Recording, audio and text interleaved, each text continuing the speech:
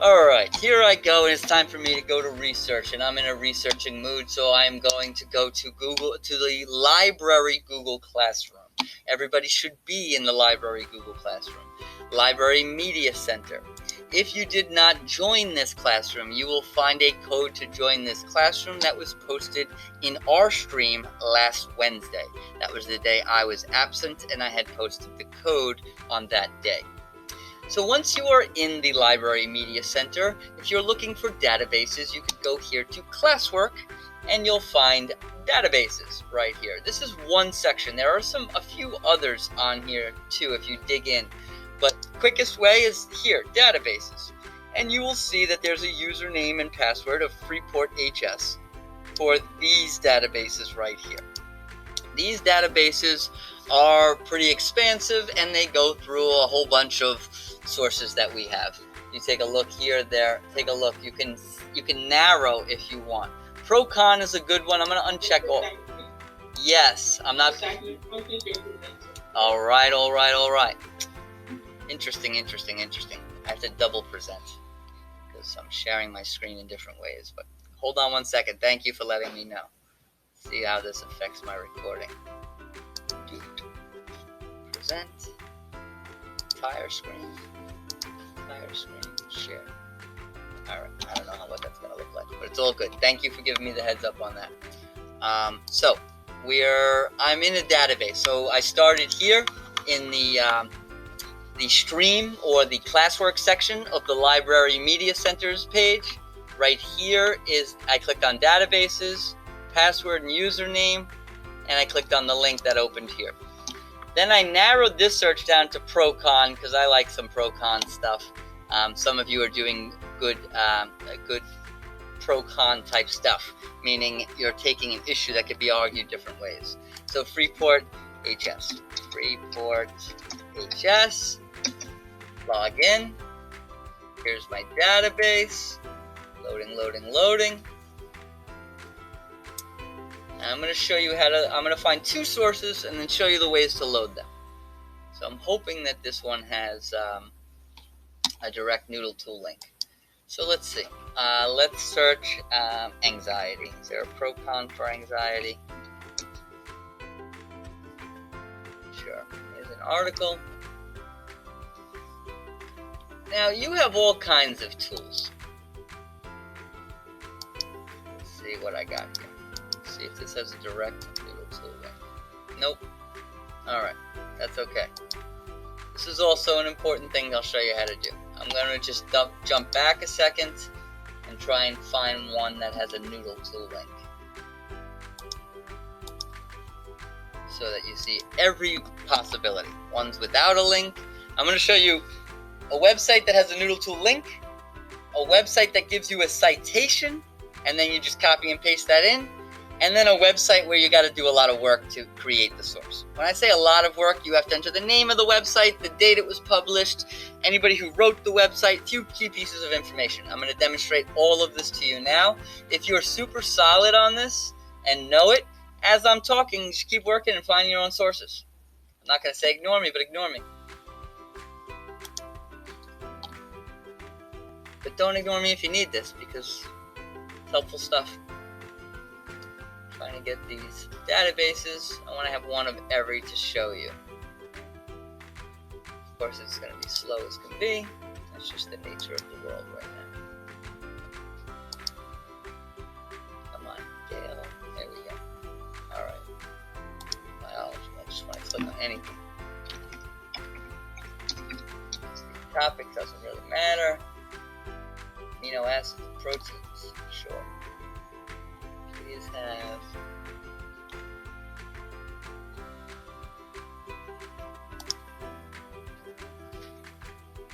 so I'm bouncing around. I found my source from reading. I like my source. Here it is. Loading. Now I want to get it to NoodleTools. So beautiful. All right. So if you weren't paying attention because I was finding everything, pay attention now. So this is a random article, and this is probably very scientific looking, but let's just say this is the article you like. I'm in Yale. Again, everywhere's a little different. Every website and database is a little different, but you're going to want to find something that says citation. So here, right up here, it says cite, and it's got the little quote here. So I click on that, and it gives you two things. It gives you the citation that you can copy and paste, but there's an even easier way right here where it says export to NoodleTools. So I click on export to NoodleTools. If I'm not logged into NoodleTools, it will then ask me to log in. I'm already logged into NoodleTools, so it clicks right here. It loads it for me, and I just have to hit save. Is this blocking my save? No, where is save? Somewhere on this page, view and import sources.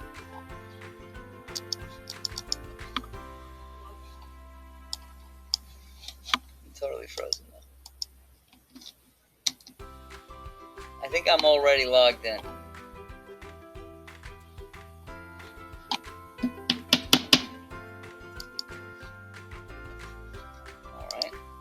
Alright, so again, this is good to talk this out.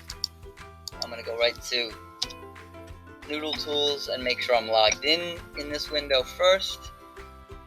And then do that again. Google. And this is the stuff you just got to do to feel it. Like, there's no, like, oh, you have to log in. There's no instructions that include that. Instead of some other things ask you, do you want to log in? And if you're on a Chromebook versus a PC, it might be a little different. It's all working through it. So back here, back to NoodleTool now that I'm logged in. All right, and now it gives me this piece that it didn't.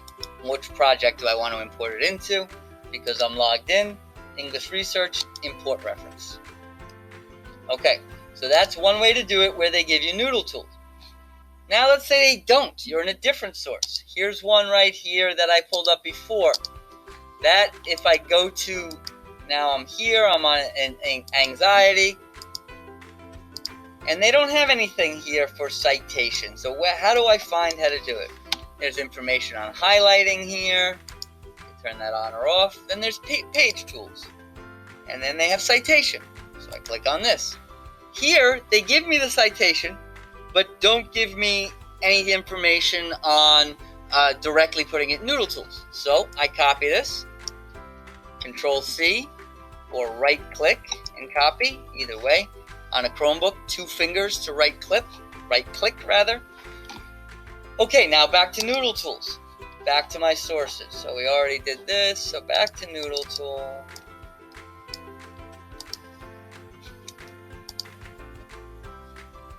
Into my paper, English research paper.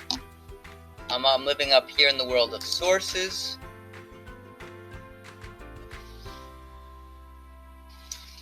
And now I want to add a new source. Thank you. I think 7. 2, 4, 6, 7. Yep. So sources, new source. And the layout of NoodleTool is a little like 1990s on the internet. It doesn't look fancy, but at the same time, it's pretty easy to use. So it's kind of ugly looking, but easy to use. So new source is highlighted. Click on new source. Database, magazine, and here's where you want to go. Copy and paste a citation. That's the quick way. So as soon as you get in, top right, copy and paste. They give me this box. I Control-V or right-click and click on paste. Then I go up here to hit save. And it's been entered. There it is, anxiety. Here's the whole thing. Now the third and slightly most annoying way. And here I'm going to have it in 2 windows. So you see what I'm doing side by side. You would do this if you go to a website that doesn't give you a citation. So like, why would you do that? Let's say you were researching cancer, something related to cancer. The American Cancer Society is a very well-known organization. They are an authority on cancer. So I trust what they say on their webpage. it's authoritative. So even though it's not a website, it's not a database, I can trust the information they have on this website because they're a legit organization that has expertise in this field. So that means I can use it as sources. Anything I find on here can be used as a source. So stay away from tobacco. I'm clicking on this. And do I want to use this page? No, I want to dig a little deeper. Help quitting tobacco. Here's how to quit tobacco. There's an article I like. So for some reason, I like this article, and I want to use it in my source about how to quit tobacco. I'll give you more tips. Guide to quitting. And go one deeper. And again, that's part of the research. All right, this has a lot of data on the page. So this is a good page. I like this page about how to quit smoking. For whatever reason, let's say that connects to my topic. All right, so now I want to go here to sources. It's living up here. I want to add a source, new source. It's a website. With this first thing, first 2 clicks, it's not super important what you click on. The first 2 before it opens up your source page. So usually it's going to be database or website. And again, what you pick next doesn't totally matter, but website, web page always works well. Website and then web page. Now I got to enter all this data manually as I go through. Again, this is the more annoying way, but it is what it is. Sometimes this used to be even more annoying back in the day. So let me go through it quickly. What's the URL? URL is the web address. So I go up here, I Control C to copy it, Control V, and it's pasted here. What date was this published? You may or may not get that on a website. This one, let's take a look and see. There's nothing at the top about a published date. They would sometimes put a little date right here if they wanted to, or down at the bottom, they might put a date at the end of the information. And sure enough, it was last revised October 10th, 2020. So it was published October 10th, 10/10/2020. What day was it accessed? I accessed it today. Most of the time, that's the way it's going to be. So I give you a little link right there to save you the clicks. You hit today, and it automatically fills in the date.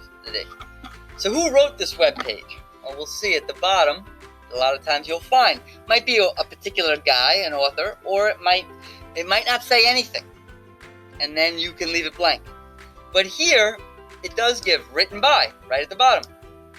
And the more authoritative the page, the more likely you'll have this stuff. If you don't have any of it, then your page might be a little suspect. Legit websites have this stuff. Most. That's not a hard and fast rule.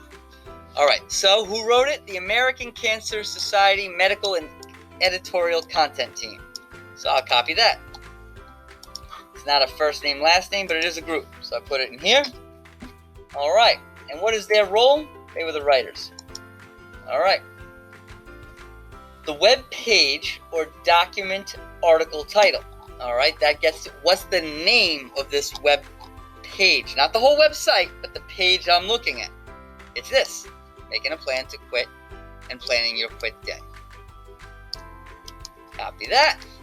Throw it down here in the web page or article title name. English translation. We don't need to. This was in English. Name of website. By the way, the red asterisks are required. It means you have to do those. Must do them. Because you have to have a name of the website. You don't notice this one's not. There's no asterisk. You might not have a writer. Or they might not indicate who wrote it. They may not have the date it was published. So some of these are not required. Name of the website, American Cancer Society.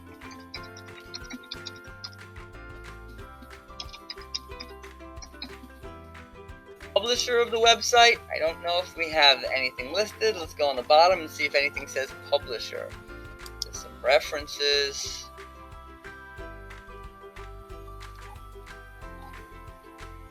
About us. I don't see anything that jumps out at publisher, so I'll leave that blank. Editors, I feel like I'm good. If I hit save and it lets me hit save, I'm good. And now that source has been entered. Making a plan, you see it's highlighted there, making a plan to quit and planning your quit day. Okay, so this is the way you enter sources. You live up here and you either directly import them from NoodleTool, you copy and paste the citation, or you go through it manually entering all of the information. Starting with this, living in this sources tab up at the top. Questions, comments, or concerns about that process? All right.